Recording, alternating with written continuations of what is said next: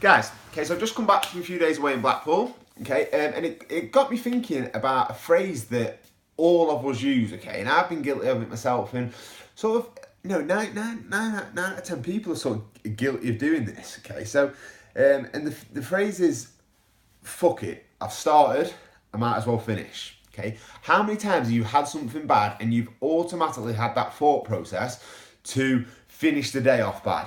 Okay, or sometimes it happens at a weekend, so we might have something bad on a Friday, and you think, oh, well, I've started now, so, I might as well finish, and I might as well just finish the whole weekend off bad and start again Monday or start again the next day, okay? Now, this video isn't about, no, you shouldn't do that. It's about the thought process behind that, and I'm going to try and change your thought processes why we actually do that to ourselves, okay? Now, if we're thinking very narrow-minded of each meal and each day of our fat loss journey, if we're only thinking about that day, then of course we're going to, if we have something bad, we're going to think, oh, sorry, you might as well just finish this day off and we'll start again the next day, okay? But you didn't get overweight or unhappy with your body from one meal or one bad day.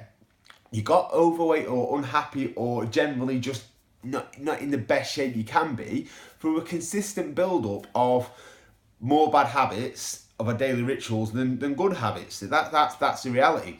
And that's how we need to see our fat loss journey going forward over the whole 7 days. Now, I bang on about this all the time.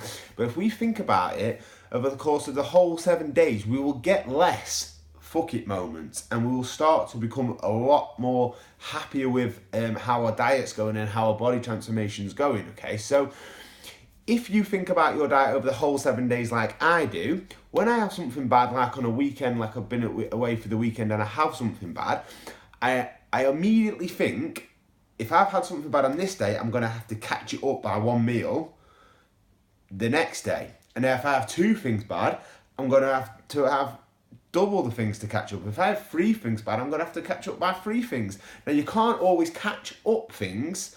If you have five, let's say you have 5 really bad meals and it comes up to about 3,000 calories, you can't catch that up on the next day, okay? It's impossible unless you just don't eat, and no one really ever does that. So it's going to have to be catching up by over 2 days.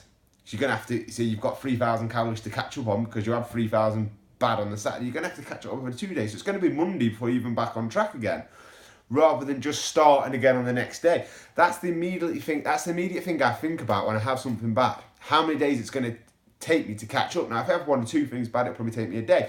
If I have 3 or 4 things bad, it's going to take me 2 days. If I have more things bad, it's going to take me 4 or 5 days to catch back up on. So all of a sudden, it could be my whole next week's wrote off from one bad, like, sort of day, which I decided to write off. So if we start think of it in that thought process, then when we have something bad, we don't think, oh, fuck it, we'll write the day off, because you think you might want to catch it up the next day, but you don't really want to have to, that bad decision to affect your whole week, because this is where we end up going round and round in circles and we don't really achieve our goals. And that's sort of the best way I think that it's worked for me anyway, and I think it definitely worked for 9 out of 10 people watching this video. So I want everyone to try and sort of change the way they think about food and think of it over the course of the 7 days, and we should have less fuck it moments.